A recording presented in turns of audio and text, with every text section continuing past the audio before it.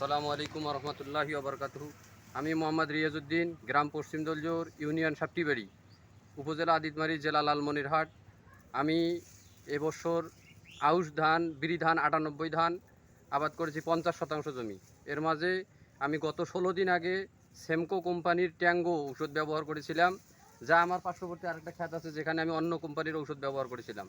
তার তুলনায় এই ট্যাঙ্গো কোম্পানি মানে সেমকো কোম্পানির ট্যাঙ্গো ওষুধটা ব্যবহার করার দরুন আমার এই ক্ষেতটা এখন পর্যন্ত অনেক ভালো আছে। কোনো খোল পচা, কোনো খোল পড়া রোগ এখন পর্যন্ত আমার ক্ষেতে আক্রমণ করে নাই। কিন্তু অন্যটাতে, যেটা আমি সেমকো ব্যতীত অন্য কোম্পানির ঔষধ ব্যবহার করেছি, সেটাতে আমার অনেক পোকামাকড়ের আক্রমণ এবং খোল পচা এবং খোল পড়া রোগ অনেক আক্রমণ করেছে। সে তুলনায় সেমকো কোম্পানির ঔষধ অনেক ভালো, আমি ব্যবহার করে অনেক উপকৃত ইনশাআল্লাহ। তো ভাই আপনারা তো দেখলেন তাই না, এই ক্ষেত্রে কি কোনো রোগ বালাই আছে? ওষুধটার নাম কি বলছিলাম আমরা? ট্যাঙ্গো। ট্যাঙ্গো তো ট্যাঙ্গো কি ব্যবহার করা যাবে? ইনশাআল্লাহ। ব্যবহার করা যাবে? ইনশাআল্লাহ। কে কে ব্যবহার করবেন এটা হাত তোলেন তো। তো ঠিক আছে, সবাই ভালো থাকবেন, সেম করে সবাই থাকবেন, ধন্যবাদ।